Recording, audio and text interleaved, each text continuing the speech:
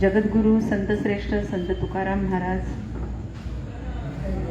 संत कबीरदास, संत रोहिदास, संत बसवेश्वर महाराज, संत तुकडोजी महाराज, संत गाडगे महाराज, त्याचप्रमाणे स्वराज्य संस्थापक बहुजन प्रतिपालक छत्रपती शिवाजी महाराज, स्वराज्याचे दुसरे छत्रपती छत्रपती संभाजी महाराज, आरक्षणाचे जनक छत्रपती शाहू महाराज, लोकशाहीर साहित्यरत्न अण्णाभाऊ साठे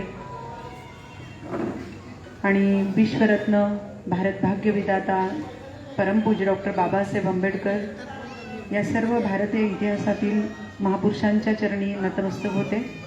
त्याचबरोबर या महापुरुषांच्या पाठीमागे अखंड प्रेरणा देऊन खंबीरपणे उभे असलेल्या भारताच्या राष्ट्रमाता, राजमाता, माता यशोधरा, माता जिजाऊ, माता अहिल्या, माता सावित्री, माता फातिमा, माता भीमाई आणि माता रमाईच्या चरणी सुद्धा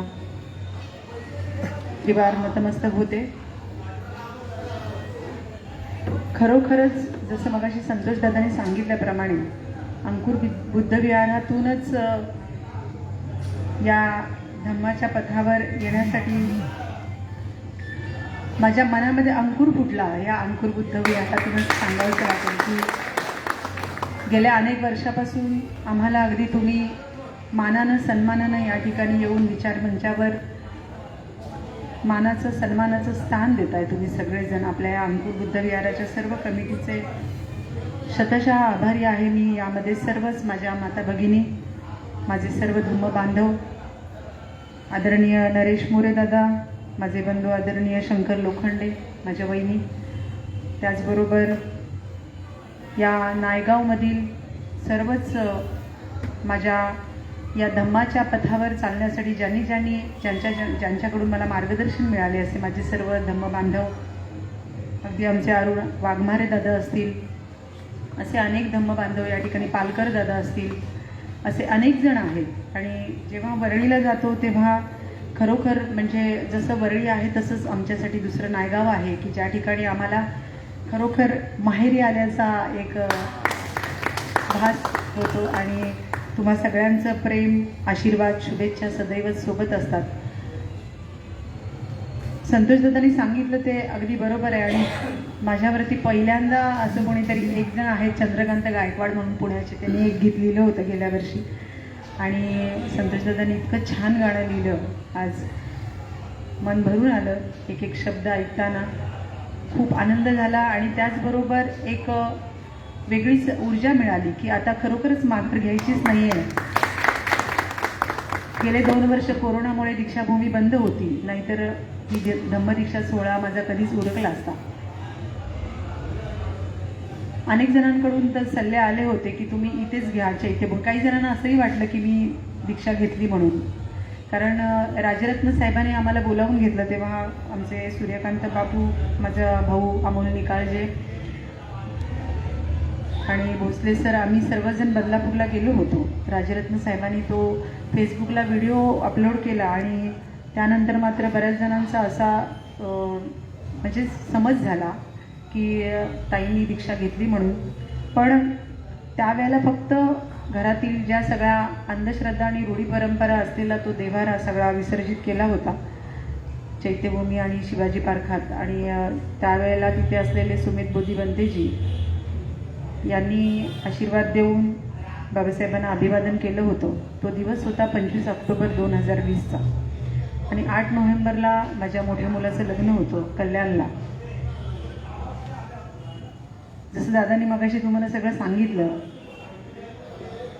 की खरोखरच जेव्हा ही बातमी वाऱ्यासारखी सगळ्या महाराष्ट्रात पसरली आणि माझ्या सगळ्या नातेवाईकांचे फोन आले, लग्नाच्या पत्रिका, खरं तर लग्न होतं 22 मार्च 2020लाच, पण या कोविडमुळे ते पोस्टपोन झालं आणि ते नोव्हेंबरमध्ये गेलं। आणि हा जेव्हा व्हिडिओ गेला सगळा यूट्यूबवर व्हायरल झाला त्यावेळेला बऱ्याच नातेवाईकांनी पाहिला तो व्हिडिओ आणि खूप वादळ निर्माण झालं होतं। घरातून पण खूप वाद कटकटी व्हायच्या, आजही होत आहेत। पण आता एक असा हिमालय माझ्या पाठी उभा आहे, माझा मुलगा, आणि त्याच्यामुळे खरोखरच आता तुम्ही त्याला ऐकलं, मलाही क्षणभर विश्वास बसेना माझ्या कानावरती, जसं तुमच्यासारखा डोळे भरून आले माझेही,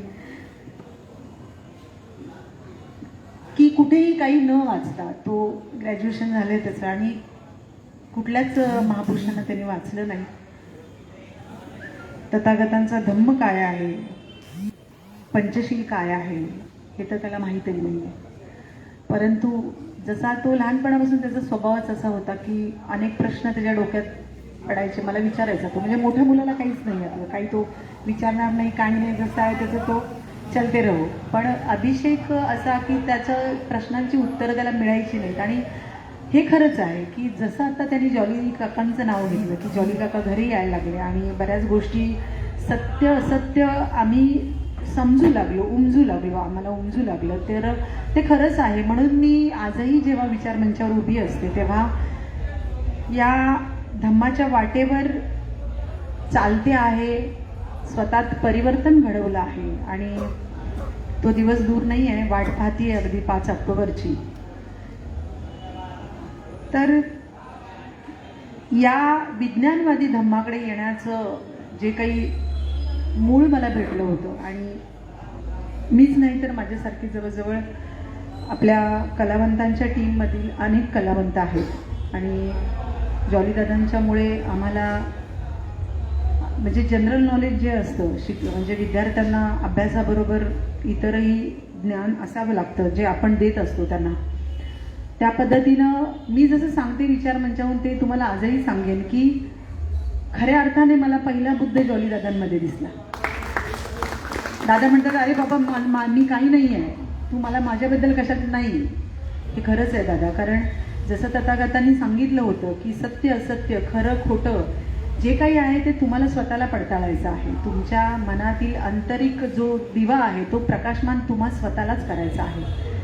माझ्या प्रकाशमान माझ्या दिव्याच्या ज्या उजेडात तुम्ही किती वेळ चालणार आहात, किती दिवस चालणार आहात, तो प्रकाश संपून जाईल. पण तुमचा जो प्रकाश आहे, जो तुम्ही स्वतः प्रकाशमान केलेला आहे, तो तुम्हाला शेवटपर्यंत तुमच्या सोबत असणार आहे. त्यामुळे स्वतःच तुम्हाला अत्तदीप भव असं व्हायचं आहे. आणि त्या पद्धतीनंच विचार केला. लहानपणापासून मलाही खूप सारे प्रश्न पडायचे, कारण सगळं हे जे काही बळी कोंबडं बकरं जे काही देणं असेल, माझं माहेर म्हणजे प्रत्येक गावातली देवळं आमच्याकडे आजही आहेत आणि ती परंपरागत असणारच आहेत. तुम्हाला माहिती आहे प्रत्येक गावागावामध्ये गुरव समाज, पुजारी समाज असतोच आणि ती मंदिरं त्यांच्याकडे असतात. मग त्या देवासमोरचं जे काही फळं असतील, काही नारळ असेल, काही धान्य असेल, हे सगळं त्या गुरुवांनी काहीतरी 15-15 दिवसाचा प्रत्येकाचा सहभाग असतो. 15 दिवस त्यांच्याकडे झाले की परवा दिवस त्यांच्याकडे, असं प्रत्येक घराला ते वाटून दिलेलं असतं महिनाभरासाठी काही. आणि याच्यावरच ते सगळं कुटुंब, त्यांचा चरितार्थ, त्यांचा जो काही आहे तो उदरनिर्वाह त्या संपूर्ण त्या देवळावरती अवलंबून असतो. शिक्षणाचा गंध नाही, शिकला तर अगदी 12वी, जास्तीत जास्त कोणी ग्रॅज्युएट झाला तर झाला. पण आज गेल्या 2015ला 14-15ला जॉलीदादांची भेट झाली. विक्रोळीला मी दादांचा नंबर दुसऱ्या कुठल्या कलाकारांकडून घेतला. त्यांनी मला सांगितलं की तुम्ही यांना जाऊन भेटा, आणि ते कार्यक्रम करतात, ऑर्केस्ट्रा आहे आणि जयंतीचे पण करतात कार्यक्रम, तुम्ही जाऊन भेटा. मग मी स्वतः फोन केला दादांना. मला आठवतोय तो दिवस. विक्रोळी 2001 पासून, जसं अभिषेकने सांगितलं, 2001 पासून 2000 पासून आपल्या बाजूलाच वरळीला मुंबई दूरदर्शनमध्ये मी मेकअप असिस्टंटचा जॉब केला होता. अनेक मराठी सिरियलमध्ये मी भूमिका केल्या होत्या. आणि शाहिरी नंतर चालू केली. सुरुवातीला 2002 पासून ते 2010 पर्यंत लावणी आणि लोकनाट्याचे बरेच कार्यक्रम केले. मी स्वतः लावणी गाऊनच सादर करायचे, म्हणजे आता त्याला फुल स्टॉप आहे शाहिरी चालू झाल्यापासून. आणि नंतर मग दादांची भेट झाल्यापासून, जेव्हा रिहर्सलच्या संपर्कात जेव्हा हे सगळं, ते अनेक कलावंत, दादा किती सिनियर आहेत कला क्षेत्रातले आणि त्यांनी किती जणांना घडवलेलं आहे, असे बरेच कलावंत आहे, हे सगळं पाहण्यात आलं. आणि त्यांच्याकडून जे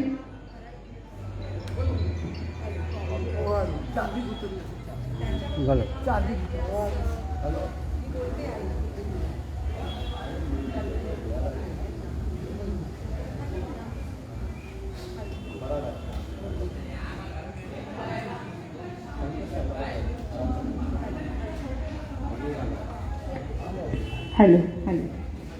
आणि जेव्हा हे सगळं कळू लागलं आणि जेव्हा पाहिलं तिथे की खरोखर इतक्या मोठ्या घराण्याचा जो कवी एक नागेश कवठेकरांचे हे सगळे चिरंजीव 5 भावंड 1 बहीण आणि यांचं कलाक्षेत्रातलं इतकं मोठं योगदान आणि यांच्या पूर्ण घराण्यामध्ये इतकं काही शिकण्यासारखं होतं यांच्याकडून की अनेक कलावंत घडले. त्यातलीच मी सुद्धा एक छोटी कलावंत. अजून मला खूप काही शिकायचं आहे. मी खरंच कोणी मोठी नाही आहे,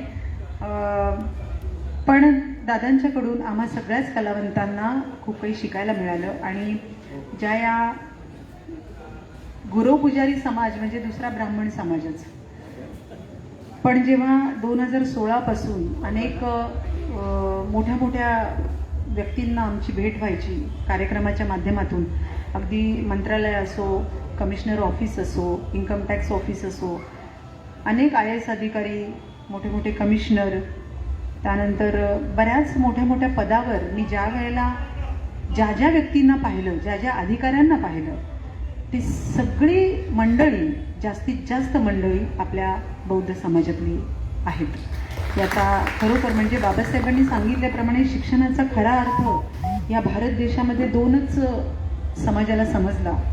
एक म्हणजे ब्राह्मण समाज आणि दुसरा बौद्ध समाज. या दोघांनी शिक्षणाला समजून घेतलं.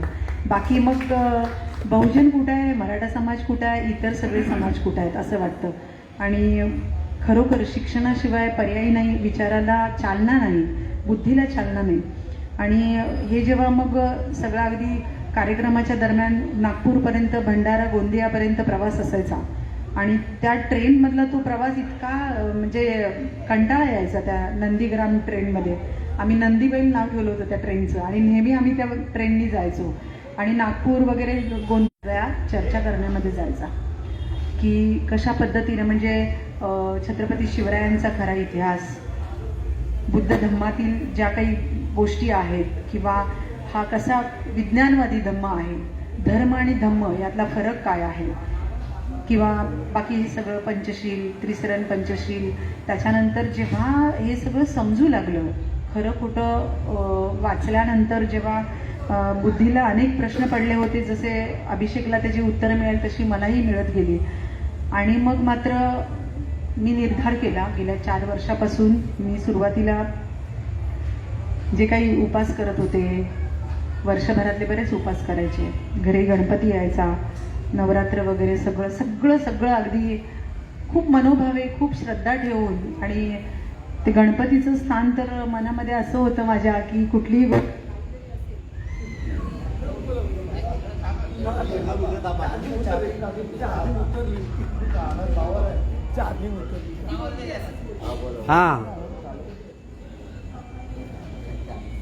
आवाज येतोय ना माझा. तर जेव्हा म्हणजे मनामध्ये फार अशी काही कोणी समजत होती की गणपतीला काही जरी असतं तर लगेच नवस बोलायचं, काही तुला नारळ देईल, तुला काय नेहमी. आणि ती एक सवय लागली होती. खरं तर कुठलं बोललेलं कधी खरं झालंच नाही, हा भाग वेगळाच आहे. पण जेव्हा हे कळायला लागलं की हे आत्ता कळायला लागलं गेल्या 2016 नंतर, त्यावेळेला मात्र मग मी हळूहळू उपास मी बंद करायला लागले. तसे मग मला प्रश्न यायला लागले, घरातून आईच प्रश्न विचारायचे की हॅलो, की तू आज हे केलं नाहीस, ते केलं नाही. आता आज जसं गोकुळ अष्टमी आहे, तू उपास असतो, तर तू उपास नाही करत आहेस? म्हटलं नाही आई, मला नाही करायचं उपास. ठीक आहे. म्हणजे तिनंही कधी वाद नाही घातला किंवा जबरदस्ती केली नाही. पण माझ्या मैत्रिणी मात्र काही 1-2 मैत्रिणी अशा होत्या की त्या खूप जबरदस्ती करायच्या. हे बघा नवरात्री येते, आता पायात चप्पल नाही घालायची, हे करायचं, ह्या देवीला जायचं, तिकडे जायचं, इकडे ओटी भरायची, 9 दिवस ठरलेलं असायचं, गरबा दांडिया खेळायला जायचं, हे सगळं सगळं करत होते. महाशिवरात्र करायचे, आषाढी करायचे, वटसावित्रीचा उपवास करायचे, हे सगळं करायचे. आणि प्रत्येक स्त्रीच्या आयुष्यामध्ये सगळ्यात महत्त्वाचं स्थान असतं म्हणजे ज्याच्याबरोबर ती आई वडील भाऊ बहीण सगळी नाती सोडून जी त्याच्याबरोबर येते, तो म्हणजे तिचा आयुष्यातला पती, तिचा नवरा. त्याच्यावर, त्याच्या खांद्यावर अगदी विश्वासानं डोकं ठेवून, त्याच्या हातात हात देऊन ती जेव्हा माहेर सोडून, सगळी नातीगोती सोडून ती सासरी येते. आणि इकडे आल्यानंतर मात्र आपल्या भारतात पहिल्यापासूनच आहे, या मनुस्मृतीनं स्त्रीला हजारो वर्ष गुलाम करून ठेवलेली आहे.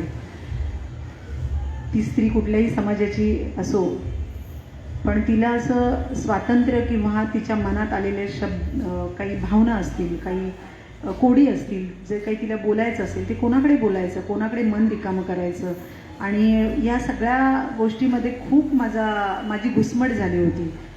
पण कधी लहान तोंडी मोठा घास घेता नाही आला.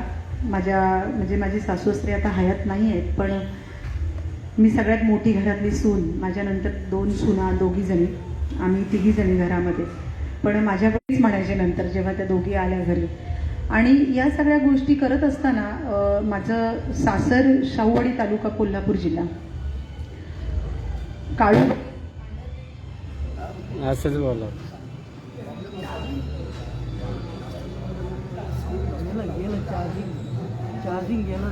चार्जिंग बंदच आहे, ते बंदच आहे.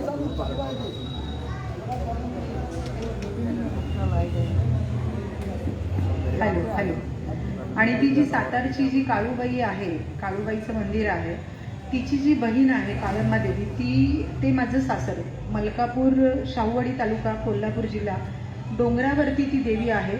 आणि पूर्ण कोल्हापूर जिल्हा, कर्नाटकपासून इतके भाविक येतात त्या ठिकाणी, आणि इतकी मोठी जत्रा तिथे भरते मार्चला, होळीच्या दिवशी. 2 दिवस यात्रा असते. आणि ते जेव्हा लग्न झाल्यानंतर मी ते पाहिलं सगळं. खरं तर मला असं सांगावंसं वाटेल की माझे वडील, जे माझे वारले वडील 1999लाच वारले. आणि वडील मात्र माझे खूप ज्वलंत विचाराचे होते. भले ते देवळात जायचे, पण हे जे सगळं कोंबडं बकरं देणं वगैरे, नवस नारळही कधी देणं त्यांना पटत नव्हतं. आणि त्याच्यामुळे ते असे खूप असे जहाल मतवादी आणि ह्या सगळ्या विचारांचे होते. त्यामुळे त्यांची इच्छा नव्हती की त्या उदगिरीसारख्या ठिकाणी माझी मुलगी मला द्यायची नाही. तिकडे सगळं ते नवस आणि कर्मकांड वगैरे, बळी त्या ठिकाणी चालतो, आणि मला अशा ठिकाणी मला मुलीला द्यायचं नाही. पण जेव्हा हे कळलं की हे सगळं कुटुंब जे आहे त्या उदगिरीमधलं, उदगिरी गाव ते डोंगरावरचं, की हे सगळे पाटील कुटुंबीय मुंबईला साकीनाका या ठिकाणी स्थायिक आहेत, फक्त यात्रेला जातात. हे जेव्हा समजलं, मग पप्पांनी नकार असताना सुद्धा होकार दिला. आणि आईनं मात्र खूप घाई केली की खूप आई वडील इकडे येऊन गेले. आणि पूर्ण आमच्या ज्या गुरव समाजामध्ये अगदी पूर्ण एवढी 4 दुकानं, घर होतं एवढं सगळं सोसायटीमध्ये वगैरे. त्यामुळे हे सगळं बघितल्यानंतर कुठल्याही आई वडिलांना वाटणारच की आपल्या मुलीचं चांगलं होतंय. त्या विचाराने मग त्यांनी होकार दिला. आणि माझ्याकडे मात्र तेवढी बुद्धी नव्हती, कारण 1992ला लग्न झालं. मी त्यावेळेला मार्चमध्ये माझी 12वीची परीक्षा झाली, आणि एप्रिलमध्ये 22 एप्रिलला लग्न झालं. आणि जूनमध्ये रिझल्ट घेऊन माझे आई पप्पा 12वीचा मुंबईला आले होते. म्हणजे तेव्हा नकार द्यावा किंवा मला आता करायचं नाही, मला शिकायचंय, पुढे शिकायचं तर होतंच मला. सासऱ्यांनी त्यावेळेला प्रॉमिस केलं होतं की लग्न झाल्यानंतर तिला मी मुंबईला कॉलेजला, 12वी पास झाली की मी तिला कॉलेजला घालणार. काहीच खरं नाही झालं, कारण मसाल्याचा व्यवसाय आहे आपला आजही साकीनाक्यामध्ये. पाटील मसाला फेमस आहे. आपण सगळे मसाले कुटून देतो, जे काही जे आपल्या वापरात रोज असतात ते, मालवणी मसाल्यापासून घाटी मसाला वगैरे, मिरची पावडर, हळद पावडर वगैरे सगळं. आणि लग्न झाल्यानंतर मात्र चित्र बदललं. घरामध्ये जवळजवळ दुकानात काम करणारी ती सगळी आप्तस्वकीयच होते. म्हणजे माझे चुलत दीर, मामांचे मुलगे, मावशीचे मुलगे, असे सगळे होते काम करणारे जे वर्कर होते. कोल्ड्रिंकचा व्यवसाय होता तो. आता कोल्ड्रिंकचा बंद झाला, पण मसाल्याचा चालू आहे अजून, तो चालवायला दिला दुसऱ्याला. पण त्यावेळेची स्थिती वेगळी होती. सासू सासऱ्यांनी अतिशय मेहनत घेतली आणि एका व्यवसायामधून दुसरा व्यवसाय चालू केला, दुसऱ्यामधून तिसरा चालू केला, हार्डवेअरचा चालू केला. असं करत असताना जवळजवळ 12 माणसं कामाला होती, ती सगळी जेवायला आपल्या घरीच होती. त्यामुळे लग्न करून घरी आले आणि कधी असं इथला तांब्या इथे उचलून ठेवला नव्हता, ताट उचललं नव्हतं. कारण माझी आई, मी, माझा भाऊ आणि वडील, आम्ही 4च जण असायचो घरामध्ये. कराड माझं माहेर. आणि हे सगळं इकडे आल्यानंतर मात्र चित्र बदललं. आणि फार म्हणजे रांदावाडा, उष्टी काढा याच्यातच दिवस जायचा. आणि दिवसभर ती जेवणच बनवण्यात माझा वेळ जायचा. मला पहिला काही येतच नव्हतं सुरुवातीला, पण असं काही हे नाही केलं मला. पण फार कष्ट करावे लागले. आणि मग मात्र हळूहळू हळूहळू मला मिरची कुटायला सुद्धा बसवलं गेलं. कारण सांगितलंच सासऱ्याने की सासूबाई करते, तुला शिकावंच लागेल, शिक. मी शिकले. कारण माझ्यात लहानपणापासूनच एक जिद्द नावाचा खूप मोठा प्रकार आहे की मला ते करायचंच आहे. आणि जिद्दीने ते करून दाखवायचं. त्यामुळे त्यांची अर्थातच शाबासकी घेण्यासाठी मी मसालेही कुटले आणि मग हळूहळू जेव्हा लावणी सिरियलमध्ये वगैरे काम करायची संधी मिळाली त्यावेळेला मात्र सासरे कलाक्षेत्रातले असल्यामुळे मला त्यांच्याकडून खूप प्रोत्साहन मिळालं. सासरे शाहीर होते आणि त्याच्यामुळे त्यांनाही फार आनंद व्हायचा. मी जेव्हा कार्यक्रमाला जायचे माझ्यासोबत यायचे ते, त्यांचा फार पाठिंबा होता. सासूबाईंना मात्र आवडायचं नाही, पण सासऱ्यांचा पाठिंबा असल्यामुळे त्या काही कधी मला नकार नाही दिला आणि मिस्टरांचा पण कधी नकार नव्हता, आजही नाही आहे. आणि हा प्रवास सगळा सुरू असताना जेव्हा माझे सासरे वारले 2008ला, त्याच्यानंतर आत्ता गेल्या 2013-14ला काही नाही 18ला काहीतरी माझे सासूबाई वारल्या. आणि या सगळ्या प्रवासातून एक गोष्ट म्हणजे मनाला अगदी प्रकर्षाने जाणवली की ह्या सगळ्या मी गोष्टी आत्तापर्यंत लहानपणापासून करत आले. अगदी देवदेव असो, पूजा अर्चा असो, नवस असो, घरात गणपती बसवणं असो, हे सगळं जे काही करत आले त्यातून मला असं समाधानाचं किंवा मला असं त्यातून मिळालं काय, या गोष्टींचा खूप विचार करायचे. रात्र झोप लागायची नाही. घरातील या सगळ्या गोष्टी असायच्या, फार तणावग्रस्त वातावरण असायचं. तेव्हा असं समजायला मनाला फार असं त्रास व्हायचा आणि माझा स्वतःचाच मला राग यायचा की मी हे केलं ते फार चुकीचं केलं. आता मग मी काय करू, कोणाला विचारू, कोण असं माणूस होतं, तर असं कोणच माणूस नव्हतं. आणि जेव्हा मात्र हे सगळे शाहिरीचे प्रोग्राम करत असताना या सगळ्या महापुरुषांची एक एक एक एक पुस्तकं घरी येत गेली. मी कोणालाच पुस्तक मागितलं नाही. अशा सगळ्या तुमच्यासारख्या विचारवंतांनी मला बरीच पुस्तकं दिली घरी आणि ती पुस्तकं मात्र वाचत गेले. कारण माझा आवडीचा विषय इतिहास होता लहानपणापासून. 12वीपर्यंतच माझं शिक्षण झालं होतं. मला पुढे शिकायला मिळालंच नाही. जरी बोलले होते पप्पा तरी पण मला नाही शिकता आलं आणि त्यांनीही कधी विषय नव्हता काढला. माझ्या वडिलांना खूप राग यायचा की तिला घरातच राबवून घेताय, ती काहीच करू शकत नाही, असं त्यांना फार वाईट वाटायचं. पण काहीच झालं नाही, वाईट वाटून काहीच होऊ शकलं नाही. आणि मिस्टरांना सुद्धा कधी त्या गोष्टीत हेच नव्हतं. ते बिझनेस त्यांचा आणि ते त्याच्यातच असायचे. त्यांनाही कधी या गोष्टीत हे नाही वाटलं की हिच्याकडे काहीतरी करण्याची उमेद आहे तर हिला काहीतरी करू दे, असं त्यांनी कधीच प्रयत्न नाही केला. आणि जेव्हा हे कार्यक्रम करत असताना जेव्हा जॉलीदादांची भेट झाली आणि मग या सगळ्या महापुरुषांची चरित्र वाचत असताना असं कळून आलं की बापरे, हे काय आहे ते. म्हणजे एवढा इतिहास तर शाळेत कधी शिकवला गेलाच नाही. बाबासाहेबांच्या बद्दल तर शाळेमध्ये फक्त राज्यघटना लिहिली एवढंच माहिती होतं आपल्याला. आणि तथागतांच्या बाबतीत तर इतिहासामध्ये ते चित्रच होतं तसं की असे राजपुत्र बाहेर पडलेले आहेत रथातून आणि रस्त्यानी अशी बरीच दुःख त्यांना पाहायला मिळतात की एक रस्त्याला असा वेदनेने विवळतोय असा माणूस, त्याचं चित्र आहे. आजही मला आठवतं, इतिहासाच्या पुस्तकात होतं. त्याच्यानंतर पुढे जाऊन त्या पुस्तकात असं चित्र होतं की एक मनुष्याची प्रेतयात्रा चाललेली आहे. हे सगळं बघितल्यानंतर मग गौतम बुद्धांनी ग्रहत्याग केला वगैरे हे सगळं आणि मग त्यांनी हे सगळं असं इतिहासात वाचण्यात आलं. पण तथागतांनी कोणता धम्म आहे तो आणि त्यांनी काय विचार दिला, बरं फक्त भारतातच नाही तर जगाला काय दिलं त्यांनी. कारण भारतात असं असतं तर मग भारताच्या बाहेर विज्ञानमध्ये हा धम्म गेलाच नसता. आज अनेक राष्ट्र अशी आहेत भारताच्या बाहेर सुद्धा की तिथे आपला हा धम्म पोहोचलेला आहे आणि त्याचं सगळं अनुकरण ते देश करत आहेत. मग फक्त मग कोडं असं पडत राहिलं की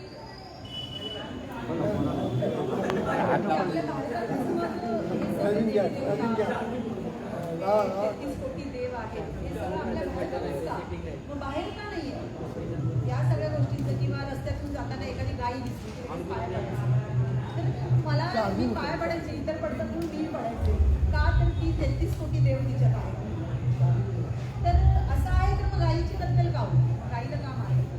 म्हणजे ह्या सगळ्या गोष्टी आहेत त्या खरोखर विचार करण्यासारख्या आहेत. आणि या 33 कोटी देवांचा हा पण माझा घरामध्ये आईला कधीतरी प्रश्न विचारतो की मला सगळ्या देवांची नावं सांग, 33 कोटी देवांची नावं सांग, आहेत का? पाठ तर नाही. किती सांगू आपण जास्तीत जास्त, अगदी तोंडावर मोजकी येतील तेवढी आपण सांगू. पण 33 कोटी एवढी देवांची नावं कुठे? बरं आता गेल्या वर्षी एक कोरोना देवी पण ऍड झाली त्याच्यात. हो, कारण तिला तिकडे युपी मध्ये पूजलं गेलं. काही लोकांनी तर त्या काय काय काय काय केलं. अरे मग हे सगळा कोरोना होता तेव्हा या सगळ्या देवी देवता होत्या कुठे? जे काही अगदी डोंगरावर बसलेल्या असतील, ज्या कुठे पहाडावर असतील, त्या कुठे गेल्या होत्या? ह्या उतरल्या का नाहीत खाली? असाही एक विचार आला ना मनामध्ये, म्हणजे की त्यावेळेला फक्त म्हणजे देव जर असेल या पृथ्वी तलावर, तर तो प्रत्येक माणसामध्ये आहे, तो प्रत्येक माणसाच्या शरीरामध्ये आहे, त्याला पाहतो मी.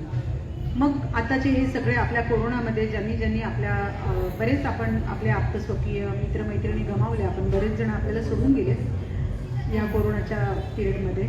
मग त्यांना खऱ्या अर्थाने आपल्या जीवावर उदार होऊन डॉक्टर्स असतील, नर्स असतील किंवा पोलीस अधिकारी असतील, त्यांनी किती जीवावर उदार होऊन 2 वर्ष काम केलं.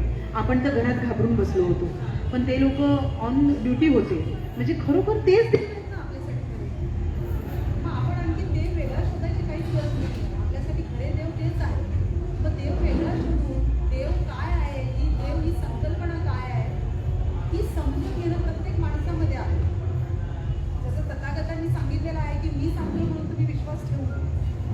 तुम्ही स्वतः पडताळा, खरं काय खोटं काय तुम्ही पडताळा आणि तुम्ही स्वतःच ठरवा. तुम्ही तुमच्या आयुष्याचे तुमच्या निर्णय घेणारे तुम्ही स्वतःच आहात. तुम्हाला तुमच्या प्रश्नांची उत्तरं कोणाकडून मिळणार नाही. तुमची प्रश्न जी तुमच्यात निर्माण होत आहेत तुमच्या मनात, त्याची उत्तरं तुमच्या स्वतःलाच मिळणार आहे. पण तो दृष्टिकोन तुम्ही तसा ठेवला पाहिजे. त्या पद्धतीनं गेल्या 2020ला मी बुद्ध आणि धम्म वाचलं. बाबासाहेबांनी मी बुद्ध आणि धम्म आणि जे 8 खंड आहेत ते वाचले. मला माहिती आहे एकदा वाचून नाही कळणार ते, कारण इतकं मोठं पुस्तक आहे ते, आणि त्याच्यामध्ये जे काही माणसाच्या जन्मापासून ते मृत्यूपर्यंत प्रत्येक माणसानं कशा पद्धतीनं आपलं जीवन व्यतीत करायचं आहे, येणाऱ्या संकटाला कशा पद्धतीनं तोंड द्यायचं आहे, न घाबरता न डगमगता. आणि सुख माणसाच्या आयुष्यात, सगळ्यांच्या आयुष्यात जसं सुख आहे त्या पद्धतीनं सुखाच्या मागून दुःख सुद्धा आहे. हे कुणालाही चुकलेलं नाही आहे. त्यामुळे कुणी असं समजू नये की आता सुख मिळालंय तर हे फार काळ टिकून राहणार आहे, हा गैरसमज आहे. जसं सुख आहे तसंच त्याच्यानंतर दुःखही येणार आहे, पण त्या दुःखाला सामोरं जावंच लागणार आहे, आपल्या सगळ्यांनाच जावं लागणार आहे.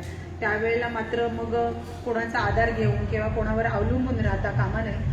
आपल्याला प्रत्येकाला खंबीरपणे उभा राहून त्याला तोंड द्यायचं आहे. हे सगळं धम्मामध्ये जसं तथागतांनी 8 खंडामध्ये त्याच्या इतक्या काही त्या गोष्टीच्या स्वरूपात आहे, आणि ते वाचायला खूप गोडी वाटली. मी वाचले ते 8 खंड आणि मग मात्र हळूहळू अभ्यास सुरू केला. जसं आपलं सुरुवातीला त्रिसरण पंचशील पाठ केलं, अष्टांग मार्ग पाठ केले, त्यानंतर भीमस्तुती, भीमस्मरण आहे, 22 प्रतिज्ञा ज्या काही आहेत. कारण आता दीक्षाच्या वेळेला ह्या सगळ्या, कारण 22 प्रतिज्ञा ज्या आहेत बाबासाहेबांनी आपल्याला सांगितलेल्या आहेत, पण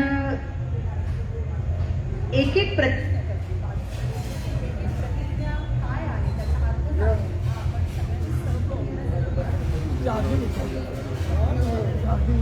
असं ते काही हरकत नाही. येते ऐकायला सगळ्यांना. तुम्ही नका डिस्टर्ब होऊ. बसा.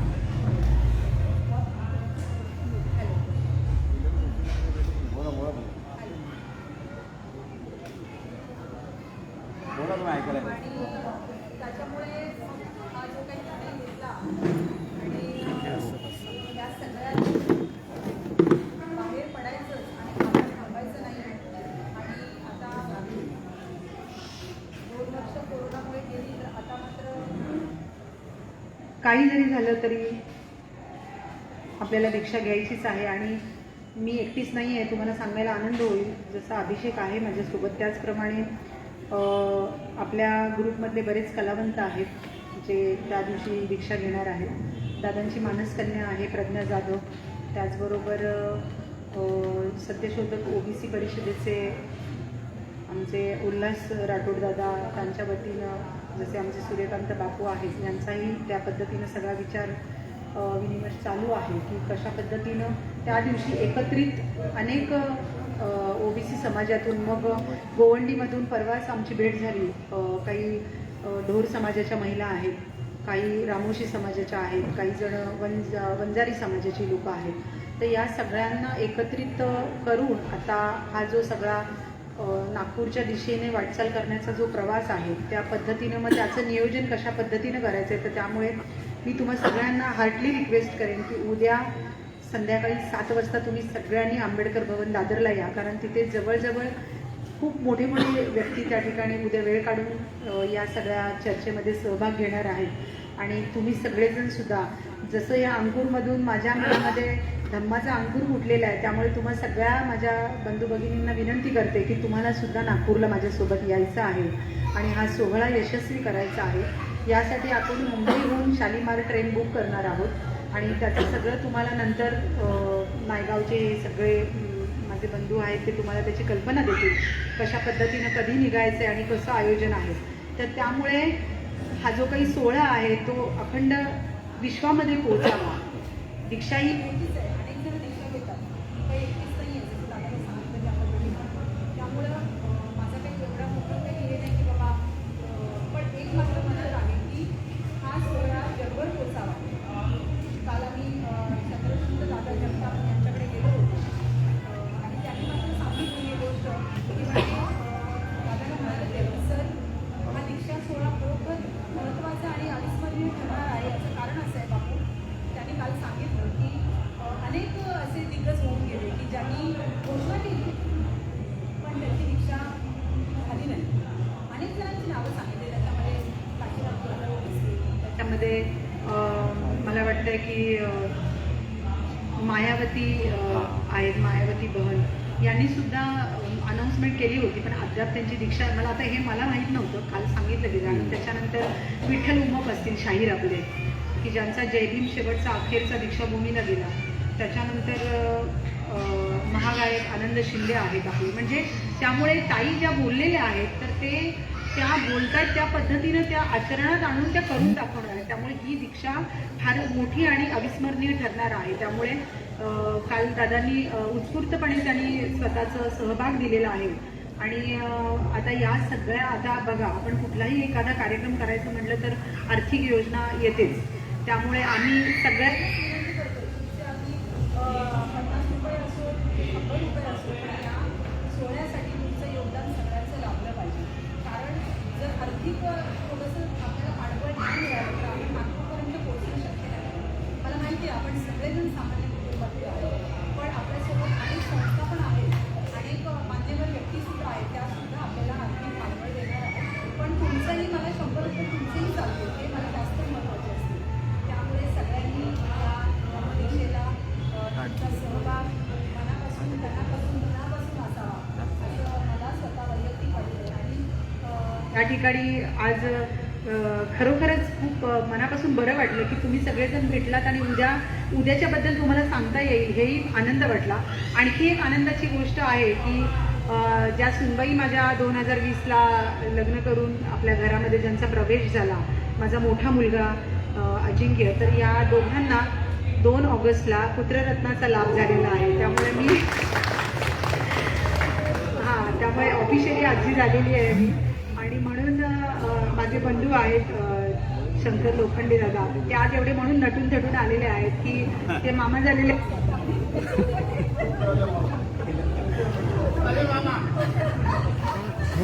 त्यांची चारोळी मात्र ऐकून जाणार नाही.